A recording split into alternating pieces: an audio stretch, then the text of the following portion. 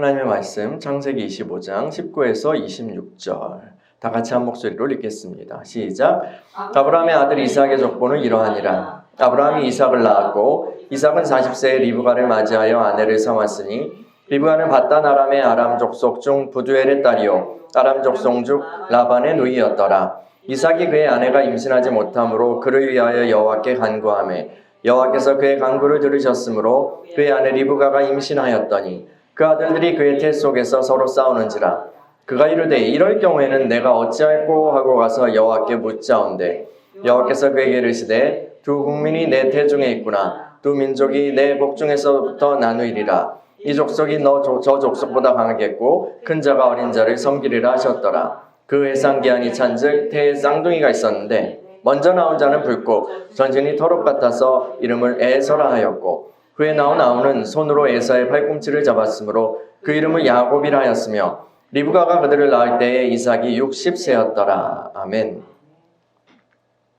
하나님 이 시간에 함께하여 주시고 주님의 말씀으로 우리에게 주님의 마음을 알리시며 주님을 알리시며 우리가 그것에 반응하여서 주님을 경배하고 경외하는 삶으로 나아가게 하여 주옵소서. 주의 말씀으로 우리를 형성하시고 우리 안에 주님의 사랑을 더욱더 부릴 듯 일으켜 주시길 간구합니다. 말씀을 전하는 종을 붙들어 주시고 성령으로 함께하여 주옵소서. 예수님의 이름으로 기도합니다. 아멘. 이삭의 사명은 아브라함의 복과 약속을 물려받아서 그 후손에게 전수하는 거죠. 이삭은 40세 리브가와 결혼을 했어요. 그 이야기는 지난주에 창세기 24장에서 살펴보았죠. 이 창세기는 이삭의 결혼 에피소드를 다룬 후에 25장에서 이제 아브라함 그리고 이삭 말고 아브라함의 다른 아들들, 후손들의 뒷얘기를 간단하게 정리를 합니다. 사라가 죽은 후에 아브라함은 그두라라는 여인을 후처로 들였고 그들을 통해서 많은 아이들을 낳게 돼요. 그러나 아브라함의 모든 것을 물려받은 것은 이삭뿐이었고 다른 후손들은 약간의 유산을 선물로 받아서 다른 먼 지역으로 이주합니다.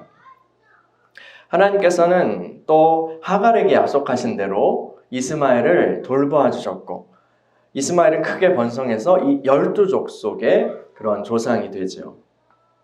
아브라함은 굉장히 건강하게 장수하다가 175세에 사망합니다. 그리고 이삭과 이스마엘이 그를 장사하죠.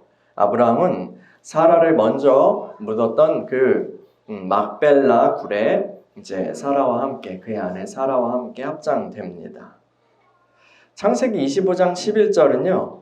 아브라함이 죽은 후 하나님이 그의 아들 이삭에게 복을 주셨고 이삭은 브엘라 헤로이 근처에 거주하였더라 라고 기록합니다. 하나님의 약속과 그 복의 바톤이 이제 이삭에게 넘겨졌어요. 과연 이삭은 성공적으로 후손에게 이 바톤을 넘겨줄 수 있을까요? 오늘은 그 에서와 야곱, 이삭의 아들들이죠. 그 에서와 야곱에 태어난 그 이야기를 통해서 하나님이 어떤 분이신지에 대해 함께 묵상하려고 해요. 첫 번째로 우리의 기도를 사용하시는 하나님. 창세기 25장 21절을 읽을까요? 시작. 이삭이 그의 아내가 임신하지 못하므로 그를 위하여 여호와께 간구하매 여호와께서 그의 간구를 들으셨으므로 그의 아내 리브가가 임신하였더니. 앞서 말씀드린 대로 이삭의 사명은 꽤 단순합니다. 복을 받아서 후손에게 전달하는 거, 물려주는 거예요. 바닥부터 시작해서 믿음을 형성해야 했던 그 아브라함이나 혹은 다른 성경 인물들에 비해서 이삭은 너무 쉬운 거 아니에요? 라고 생각할 수 있어요. 그렇지만 이 사명을 이루는 과정에 어려움이 없었던 것은 아닙니다. 이삭은 결혼을 잘했어요. 이삭은 결혼을 잘했습니다. 이제 아이를 낳아서 잘 기르면 돼요. 근데 여기서부터 또 브레이크가 딱 걸려요. 아기가 안 생기는 거예요. 아기가 안 생기는 거예요. 결혼하고 몇 년은 그래도 크게 걱정하지 않았어요. 그러나 10년이 넘어가고 결혼한 지 10년이 넘어가고 이제 나이는 점점 더 들어가니까 40세 결혼하니까 한 10년 정도 되면 50세고 뭐 이제 60을 바라보게 되잖아요. 그러니까 너무 힘들어요. 요즘에야 처음부터 아기 낳지 않기로 결정하고 그렇게 재미있게 살기로 합의한 그런 부부들이 많습니다만 이 시대에 아기를 못 낳는다는 것은 아주 큰 문제죠. 더군다나 아기를 낳는 것은요, 이삭의 영적인 사명과 밀접하게 관련이 있어요. 그거 자체가 사명이에요. 이삭과 리브가 부부는 몇 번이고 안 되나 보다 생각하기도 하고 포기하려고도 했을 거예요.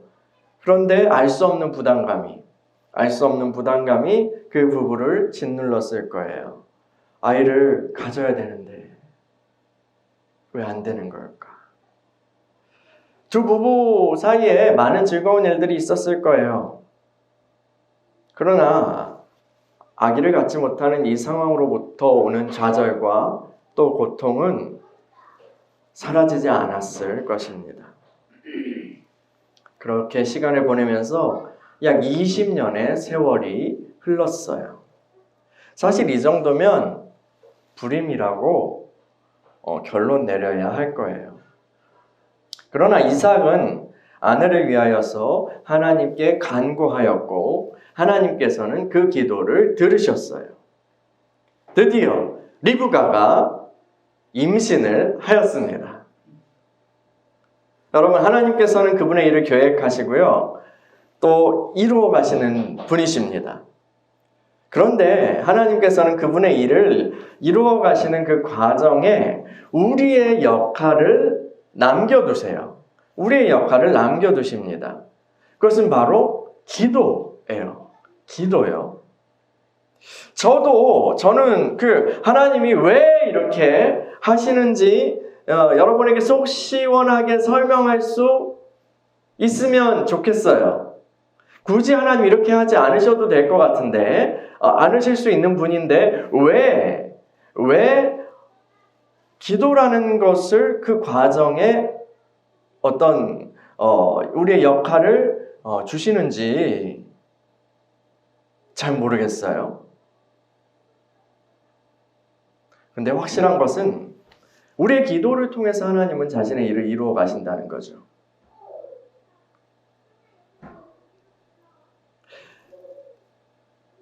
우리는 기도라는 활동을 통해서 하나님의 일에 동참합니다. 이삭이 후손을 낳는 것은요, 하나님의 분명한 뜻입니다. 그렇죠? 그러나 그 일은요, 쉽게 진행되지 않았어요. 뭔가 꽉 브레이크가 걸리고 꽉 막혀 있는 것 같았어요. 반복되는 실패에 지쳐갔어요. 이번에는 되려나? 이번에 뭔가 풀리려나? 했지만 역시나 아니었어요. 이런 지루한 인내와 또 실망하는 세월이 20년이나 흘렀던 거예요.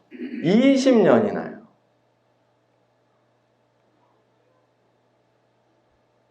저는요, 이삭이 기도를 전혀 하지 않다가 20년째에 기도가 있었지? 하면서 단 한 번 기도를 드렸다고 생각하지 않아요. 이삭 부부는요, 처음부터 계속해서 기도했을 거예요. 눈물로도 기도하고요. 짜증도 나는 마음을 붙잡고 기도하고요. 그렇게 했을 거예요. 어쨌든 그는 포기하지 않았고 인내하면서 기도하였고요. 마침내 응답을 받은 것이죠. 여러분, 우리는 하나님의 주권을 믿습니다. 하나님의 주권을 믿어요. 그런데 하나님의 주권을 믿는다는 말이 이런 태도는 아니에요. 하나님의 뜻은 하나님이 알아서 하실 것이니까 우리는 룰루랄라 적당히 시간 때우면 되겠네.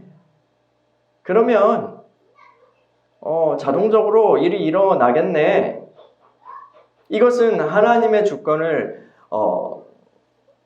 신뢰하는 올바른 태도가 아니에요. 이것은 성경의 가르침과 상반되는 거예요. 하나님께서는 에스겔 선지자를 통해서 이스라엘의 회복을 약속하시면서 이렇게 말씀하셨어요. 에스겔 36장 한번 펴보시겠어요? 에스겔 36장 36에서 37절 읽어볼게요. 시작. 너희 사방에 남은 이방 사람이 나 여호와가 무너진 곳을 건축하며 황폐한 자리에 심은 줄을 알리라. 나 여호와가 말하였으니 이루리라. 주 여호와께서 이같이 말씀하셨느니라. 그래도 이스라엘 족속이 이같이 자기들에게 이루어주기를 내게 구하여야 할지라. 내가 그들의 수요를 양떼같이 많아지게 하되. 그 앞뒤 그 문맥에서요, 하나님께서 이스라엘이 지금 이제 그 어떤 비참한 지경에 이르게 될 것이지만 지금 그렇게 또 포로 생활과 이런 여러 가지 그런 무너진 그런 상태지만 하나님께서 다시 회복시키실 거다라는 이야기를 하고 있어요. 그걸 예언을 하는 거예요. 그런데 나 여호와가 말하였으니 이루리라 라고 36절에 그렇게 말씀하시죠. 그런데 37절에 보면은 또 이렇게 말씀하세요. 이스라엘 족속이 이같이 자기들에게 이루어주기를 내게 구하여야 할지라. 그래도 내게 구하여야 할지라 라고 그렇게 해요. 하나님께서는 말씀하시고 이루시는 분인데 그런데 기도해야 된다라고 말씀하시는 거예요. 이해하기 쉽지는 않지만 이것이 성경이 우리에게 가르치는 바예요. 하나님께서는 뜻을 세우시고 이루시는 분이에요. 그런데 그분은 우리의 기도를 통해서 일하시기를 기뻐하시는 분이시죠. 이 땅의 시각으로 볼 때요. 그래서 이 땅의 시각으로 보면 이렇게 말할 수도 있는 거예요. 우리가 기도하지 않으면 하나님의 일이 지체될 수 있는 거예요. 그리고 우리가 기도의 사역을 잘 감당하면 하나님의 일이 속히 이루어지게 되는 것이죠. 뜻이 하늘에서 이룬 것 같이 땅에서도 이루어지이다. 주님께서 우리에게 이렇게 기도하라고 말씀하셨죠. 기도는요, 하늘 뜻을 이 땅에 풀어내는 그런 놀라운 특권이에요. 여러분, 그래서요, 하나님께서는 그분의 일을 이루시기 전에 먼저 우리들을 기도의 자리로 부르시는 거예요. 기도의 자리로 부르셔요. 기도하고 싶은 마음을 주세요. 그래서 그 마음에 순종해서 끈질기게 기도할 때요, 하나님의 일들이 이 땅에 펼쳐지기 시작하는 거예요. 하나님의 일들이 내 삶에 펼쳐지기 시작하는 거예요. 여러분, 하나님께서 여러분 안에 두신 기도의 소원이 있으신가요? 혹시 그것을 기도하다가 너무 힘들다 하고 지친 분도 계실지 모르겠어요. 그러나 포기하지 말고 기도합시다. 여러분, 기도의 불이 꺼지지 않게 합시다. 하나님께서 여러분의 기도를 사용하실 줄 믿습니다. 특히요, 우리는 이 땅의 교회를 위해서 기도해야 합니다. 하나님께서는 한 시대의 부흥을 주시기 전에요, 먼저 그 중보 기도자들을 부흥 위해서 기도하는 사람들을 일으키셨어요. 그리고 그 기도의 분량이 찼을 때 이 땅 가운데 놀라운 부흥이 일어났죠. 제가 청년이었던 90년대 후반에서 2000년대 초반에 이 한국교회는 새로운 하나님의 부흥을 꿈꾸면서 기도했었어요. 그때 그러한 기도자들이 일어났었어요. 하나님이 그렇게 일으키셨어요. 1907년에 대부흥, 평양 대부흥이죠. 그 1907년의 대부흥과 같은 그 부흥을 이 땅에, 이 한반도에 다시 일으켜달라고 그렇게 찬양하고요, 간구했죠. 그리고 2007년도에는 평양대보험 100주년을 맞이해서 대형 이벤트도 그렇게 벌이기도 했어요. 근데 오히려 그 이후로 교회는요, 급격하게 쇠퇴하는 듯 보였어요. 우리가 바라는 부흥은 일어나지 않았고, 교회는 사회로부터 욕을 먹을 뿐 아니라 굉장히 세상이 오히려 교회를 걱정하고 또 미워하는 그런 지경에 이르렀어요. 이제 그때로부터 약 20여 년이 지났죠. 지금 우리는 어떻게 하고 있습니까? 사람들이 한국교회는 희망이 없다라고 말해요. 망할 거면 빨리 망해라 라고 말하는 사람도 있습니다. 아니, 이제는 그런 것을 말하는 것조차도 흥미를 잃어버릴 것 같아요. 저와 여러분은 어떻습니까? 그냥 개교회나 아니면 개인의 평안한 그런 삶에 만족하면서 살고 있지는 않습니까? 이 땅에 부흥을 달라고 그렇게 눈물을 뿌리며 부르짖던 그 기도는 그냥 지나버린 추억이 되어버린 것일까요? 여러분, 우리는 기도하기를 포기해서는 안 될 것입니다. 그 부흥을 위한 기도의 불을 꺼트려서는 안 될 거예요. 여러분, 다시 일어나서 기도의 불씨를 일으킵시다. 우리가 채워야 할 기도의 분량을 채워갑시다. 여러분, 작은 그릇은 적은 물로도 채울 수 있잖아요. 그런데 큰 그릇을 채우기 위해서 많은 물이 필요하죠. 우리가 하나님의 큰 역사를 소망한다면 그만한 기도의 분량을 채워야 할 것입니다. 하나님의 큰 부흥을 위해서 포기하지 않고 기도하는 저와 여러분들이 되기를 소망합니다. 두 번째, 문제를 통해 말씀하시는 하나님. 이삭의 기도를 들으시고 결혼한 지 20년 만에 리브가가 임신했어요. 약속의 씨를 잉태한 것입니다. 그런데 리브가는 이상한 현상을 경험해요. 창세기 25장 22절을 읽어볼까요? 창세기 25장 22절 시작. 그 아들들이 그의 태 속에서 서로 싸우는지라 그가 이르되 이럴 경우에는 내가 어찌할꼬 하고 가서 여호와께 묻자온대. 할렐루야.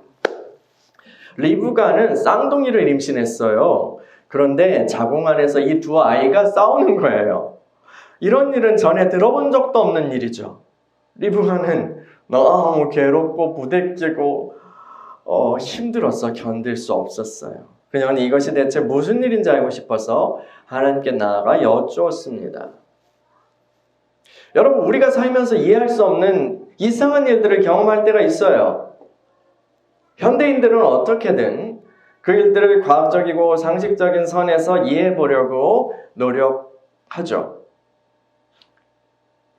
그리고 그에 따른 적당한 해결책을 찾거나 아니면 해결할 수 없는 일이라면 그냥 이렇게 해서 일어나는 일이군 하고 저쪽으로 치워버려요.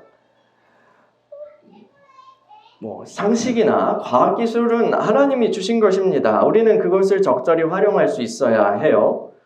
그러나 세상의 지식이라는 것은 하나님 없는 세계를 전제하는 경우가 대부분입니다.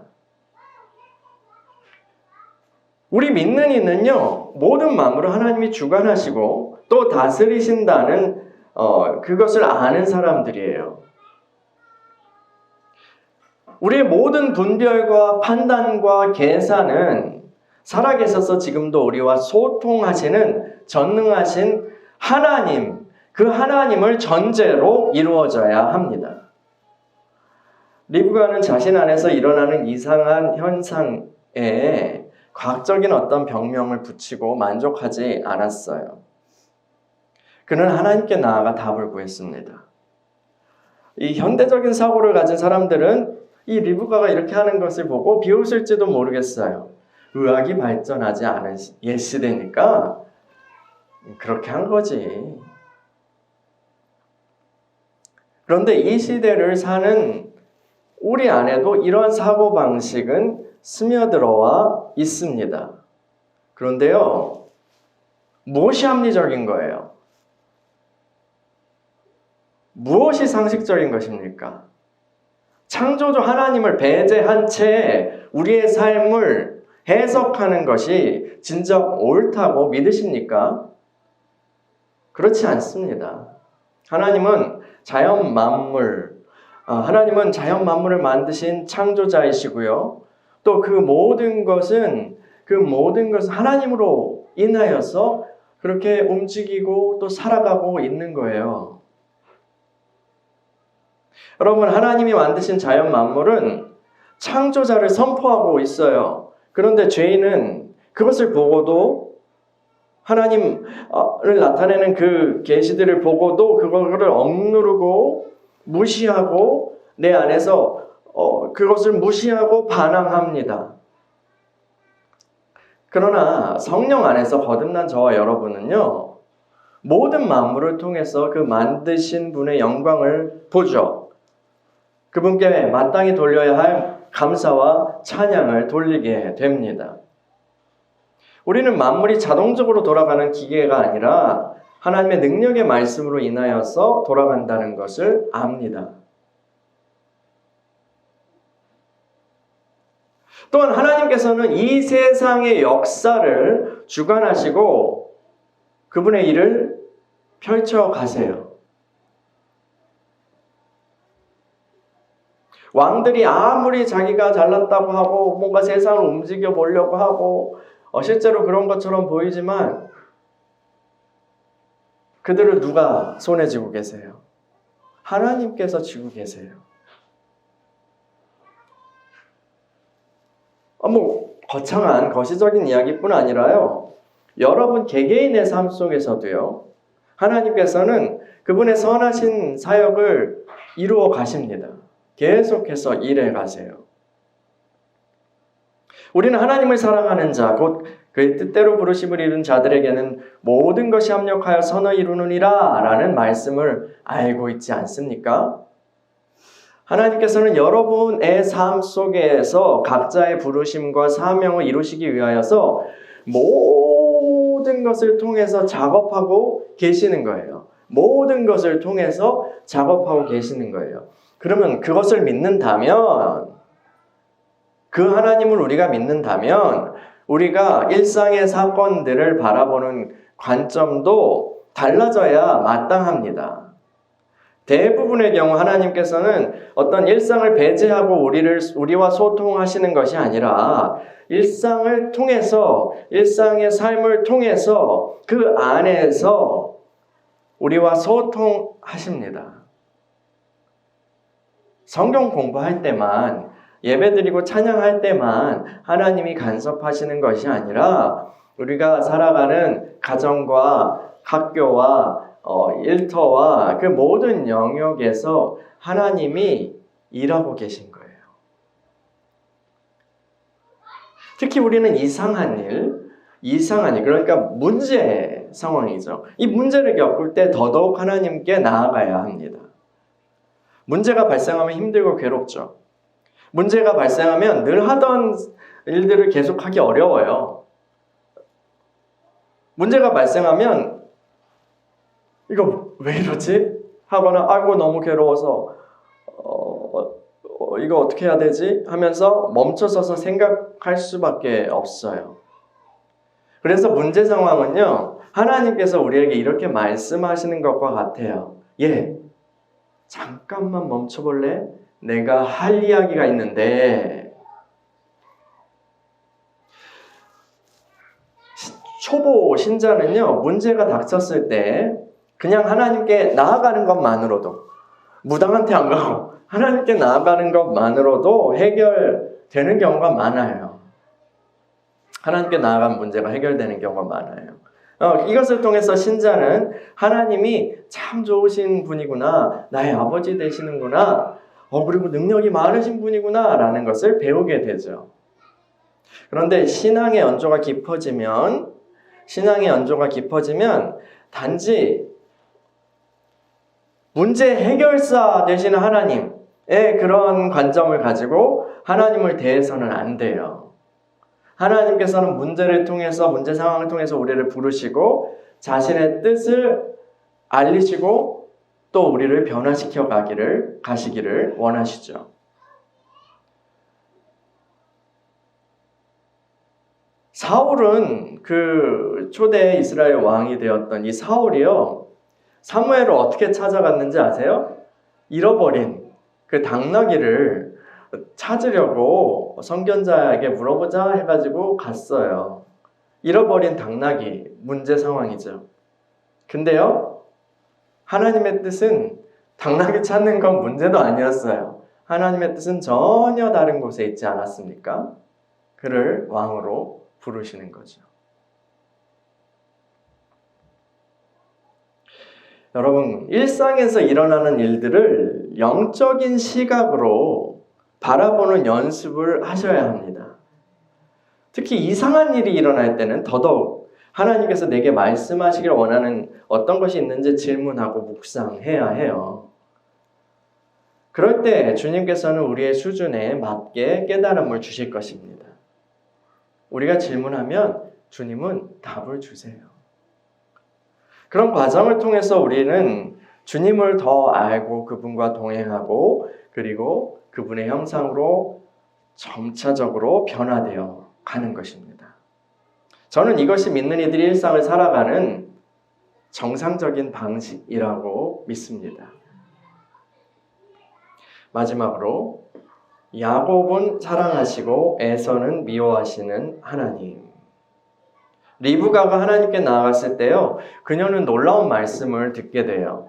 창세기 25장 23에서 26절 읽어볼게요. 시작. 여호와께서 그에게 이르시되 두 국민이 내 태중에 있구나. 두 민족이 내 복중에서부터 나누이리라. 이 족속이 저 족속보다 강하겠고 큰 자가 어린 자를 섬기리라 하셨더라. 그의 상기한이 찬즉 쌍둥이가 있었는데 먼저 나온 자는 붉고 전신이 털옷 같아서 이름을 에서라 하였고 후에 나온 아우는 손으로 에서의 발꿈치를 잡았으므로 그 이름을 야곱이라 하였으며 리브가가 그들을 낳을 때에 이삭이 60세였더라. 여기서 우리 성경은 두 국민이 내 태중에 있구나라고 그렇게 되어 있는데 많은 영어 성경들은 두 국민 이 부분을 two nations, 그러니까 두 나라가, 두 국가가, 두 나라가 내 태중에 있구나라고 번역합니다. 이 쌍둥이 형제인데요, 이 두 아이는 뱃속에서부터 소속된 나라가 완전히 다른 거예요. 이 아이들로부터 그래서 두 민족이 나뉠 것이고 한 족속이 다른 족속보다 강할 것이에요. 큰 자가 어린 자를, 그러니까 형이 동생을 섬기게 될 거래요. 두 나라, 두 족속의 싸움은 에덴 동산에서부터 시작된 주제예요. 아담과 하와가 불순종해서 저주를 받고 쫓겨나기 전에요, 하나님께서는 그 뱀에게 하시는 말씀 중에 하나님의 회복이 올 것을 약속하세요. 창세기 3장 15절이죠. 그 여인의 후손과 뱀의 후손이 원수가 될 것이고, 그리고 이제 그 서로 싸우게 될 것을 얘기하신 거예요. 서로 이제 거기서부터 전쟁이 벌어지는 거예요. 그런데 어떻게 돼요? 결국은 누가 승리할까요? 여인의 후손이 나타나서 뱀의 머리를 부수고 승리할 것이다. 그러니까 지금은 뱀의 농간으로 아담이 패배하였지만 장차 한 사람이, 여인의 후손 한 사람이 나타나 승리하고 아담이 잃어버렸던 것들을 되찾게 될 것이다 라는 예언이죠. 그 이후의 인류의 역사는 뱀의 후손과 여인의 후손의 본격적인 그런 갈등과 다툼을 통해서 나타나요. 아담은요, 이제 그 하와를 통해서 첫 아들을 낳아요. 그리고 마침내 내가 얻었다! 라는 이름을 붙이죠. 그가 여인의 후손일 거라고 기대했을 거라고 전 믿는데요. 그런데 가인이 그 예언의 그 후손이 아니었어요. 가인은 결국 동생 아벨을 죽인 살인자, 최초의 살인자가 되었습니다. 그는 뱀의 후손이었던 거죠. 이후에 이 가인의 후손들이 굉장히 번성하고 땅을 정복해요. 뱀의 후손과 여인의 후손은 그래서 단지 혈통의 문제만은 아니에요. 여인의 후손은 하나님의 선택과 은혜로 말미암은 족속이에요. 하나님께서는 이 아벨이 죽고 나서 아담에게 셋이라는 새로운 아들을 주시죠. 그리고 그를 통해서 여인의 후손의 계보, 은혜의 계보가 이어집니다. 이어나가게 하세요. 온 세상의 대부분을 이 뱀의 후손들이 점령했을 때 이 땅에 죄악이 관영하게 됐어요. 충만하게 됐어요. 하나님께서는 사람을 지으심을 후회하셨죠. 그래서 큰 물을 일으키셔서 모든 사람을 멸하셨어요. 그러나 이 셋의 계보를 통해서 나온 한 아들 노아, 이 노아는 하나님께 은혜를 입고 살아남았습니다. 그리고 이 노아를 통해서 하나님께서는 새로운 인류를 시작하시죠. 그런데 새롭게 시작된 이 세상도 결국은 뱀의 후손들로 충만하게 돼요. 하나님께서는 인류의 언어를 혼잡케 하심으로 이 사람들의 힘을 제한하시고 또 나누시고 타락의 속도를 조절하시죠. 그런 상황에서 하나님께서는 또 아브라함이죠 그때는. 근데 아브라함이라는 한 사람을 부르시고 그에게 여인의 후손과 하나님의 나라 그 회복에 대한 약속을 주신 거예요. 아브라함을 통해서 은혜의 계보가 다시 이어지는 것이죠. 근데 아브라함에게는 많은 아들이 있었지만 이 은혜의 계보에 속한 아들은 이삭 한 명뿐이었어요. 그것은 그가 첫째 아들이기 때문이거나 아니면 다른 이들보다 월등한 조건을 가졌기 때문이 아니라 하나님께서 그렇게 하시기로 정하셨기 때문이에요. 그리고 이삭의 부인 리브가의 뱃속에도 두 아이가 있죠. 쌍둥이가 있었지만 한 사람은 은혜의 계보에 속할 것이고 다른 사람은 배제될 거예요. 그건 왜요? 그것 또한 하나님께서 그렇게 정하셨기 때문입니다. 먼저 나온 아이는 에서이고 후에 나온 아이는 야곱이에요. 이 동생 야곱은 괘씸하게도 형의 발목을 내가 나갈 거야 하면서 잡고 나왔어요. 그러나 그 아이들의 외모나 성격이나 어떤 순서에 상관없이 하나님께서는 야곱을 선택하셨어요. 바울 사도는 이 이야기를 사용하여서 구원이 우리의 어떠함과는 전혀 상관없다는 진리, 즉 선택의 교리를 설명합니다. 로마서 9장을 한번 살펴볼까요? 로마서 9장이요. 로마서 9장 10절에서 13절 읽어볼게요. 시작. 그뿐 아니라 또한 리브가가 우리 조상 이삭 한 사람으로 말미암아 임신하였는데 그 자식들이 아직 나지도 아니하고 무슨 선이나 악을 행하지 아니한 때에 택하심을 따라되는 하나님의 뜻이 행위로 말미암지 않고 오직 부르심으로 말미암아 서게 하려 하사 리브가에게 이르시되 큰 자가 어린 자를 섬기리라 하셨나니 기록된 바 내가 야곱은 사랑하고 에서는 미워하였다 하심과 같으니라. 아멘. 야곱은 사랑하고 에서는 미워하였다. 이건 말라기 말씀인데요. 이 진리는 지금 바울이 설명하고 있는 이 진리는 많은 사람들에게 걸림이 되는 교리이기도 합니다. 그래서 어떤 이들은 조금 더 그 해석을 첨가해서 이걸 이해하고 싶어 해요. 예를 들어 이런 거예요. 하나님께서는 모든 걸 알고 계시잖아요. 그렇죠? 그런데 이 야곱의 미래의 모습과 행위는 결과적으로 좋을 것이고 에서는 좋지 않을 것을 미리 아셨기 때문에 에서가 아니라 야곱을 선택하신 거라고, 하나님의 선택이란 그런 것일 거라고 주장하는 사람들도 있습니다. 여러분 어떻게 생각하세요?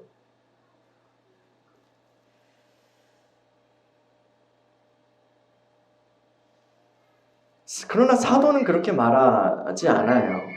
성품이나 행위는 전혀 관계가 없어요.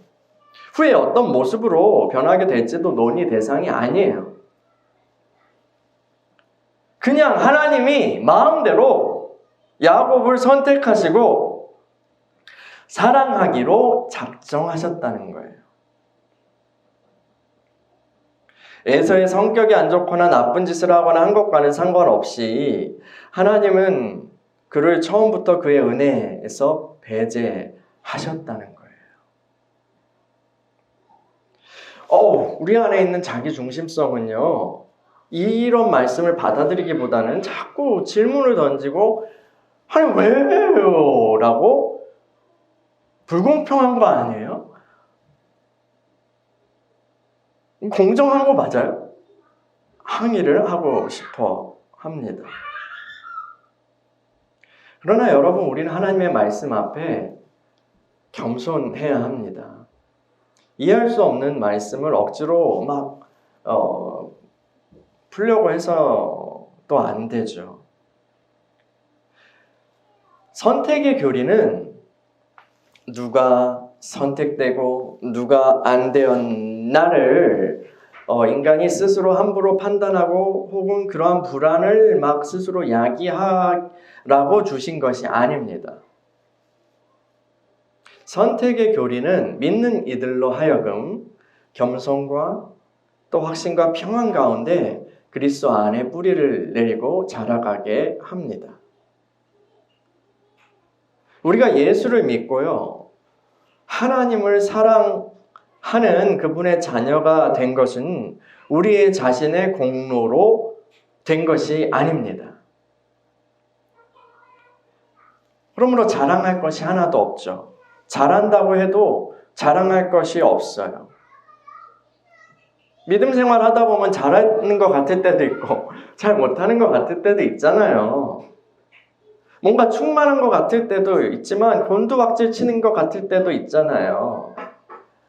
와, 내가 정말 막 뿌듯해, 잘했어, 참 하나님의 사랑을 받을 만해, 이런 느낌을 가질 때가 있고, 반대로 나의 추악함을 발견하고 놀랄 때도 있죠. 하나님 제발 이런 나를 지옥으로 보내주세요 말하고 싶을 때도 있죠. 그러나 그 모든 것에도 불구하고 하나님께서는 우리에게 이렇게 말씀하신다는 거예요. 얘야, 너는 지금 흔들리고 있지만 괜찮아. 내가 너를 사랑하는 것은 너의 어떠함 때문이 아니란다. 그걸 잃어버리게 된다고, 그 모습을 잃어버리게 된다고, 그걸 네가 못하게 될지라도 나의 사랑을 잃어버릴까 봐 두려워하지 않아도 돼. 나는 너를 사랑하기로 결심했기 때문에, 선택했기 때문에 너를 사랑한단다. 그러니 불안해하지 마. 두려워하지 마. 내가 항상 네 옆에 있고 네 손을 붙잡고 있으니 말이야. 나는 그것을 결코 놓지 않을 거야. 사랑한다. 나의 자녀야. 저는 이것이 선택교리를 통해 하나님께서 우리에게 전하시는 마음이라고 믿습니다. 이 세상의 사랑은 어때요? 이 세상의 사랑은요, 그 어떤 이제 그 마음에 드는 것을 사랑하는 거잖아요. 그래서 우리 연인끼리나 부부끼리도 이런 거 묻기 좋아하잖아. 자기는 왜 내가 좋아? 자기는 어떤 면이 좋아? 내 어떤 면이 그렇게 좋아? 이렇게 묻죠. 그래서 이게 있을 수도 있죠. 어떤 사람이 돈이 많아서 돈이 많아서 좋아할 수도 있어요. 그런데 그 돈이 없어지면 그 사랑하는 마음은 사라지겠죠. 어떤 사람이 미모가 뛰어나서 좋아할 수 있어요. 사랑할 수 있어요. 근데 그 미모가 이제 나이가 들고 사라지고 이제 그렇게 되면 그 사랑은 온데간데 없어질 거잖아요. 세상의 사랑은 그렇잖아요. 어떤 사람이 또 누군가에게 사람이 막 몰릴 때는 대부분 어떤 경우예요? 이 사람이 줄 게 많을 경우에, 돈이 많다거나 아니면 어떤 이득이 되기 때문에 사람들이 몰리잖아요. 근데 이 사람이 쫄딱 망하거나 아니면 이 사람을 가까이 하는 게 불이익이 되면 사람들이 흩어지죠. 세상의 사랑은 그래요. 근데요, 하나님이 우리를 사랑하시는 사랑은 그렇지 않다는 거예요. 그것과 상관없이 하나님의 결심, 하나님의 선택으로 우리를 사랑하신다는 거예요. 내가 널 사랑하기로 결정했어 라고 하시는 거예요. 이거는 세상과 다른 사랑이에요. 이건 놀라운 사랑이에요. 여러분, 그 놀라운 사랑 안에 더 깊이 거하는 저와 여러분들이 되기를 축원합니다. 이삭과 리브가 사이에서 에서와 야곱이 태어났어요. 이 이야기를 살펴보면서 우리는 하나님이 어떤 분이신지를 묵상해 보았어요. 그분은 우리의 기도를 사용하길 기뻐하시죠. 그분은 문제를 통해서 우리에게 말씀하시기를 기뻐하세요. 또 그분은 왜 나 같은 사람을 사랑해요? 라는 우리의 질문 앞에서 내가 널 사랑하기로 결심했으니까 라고 대답하시는 분이십니다. 이 하나님이 우리의 하나님이세요. 그 하나님께 감사와 찬양을 올려드리고 또 우리의 존재와 삶을 올려드립시다. 함께 기도하겠습니다.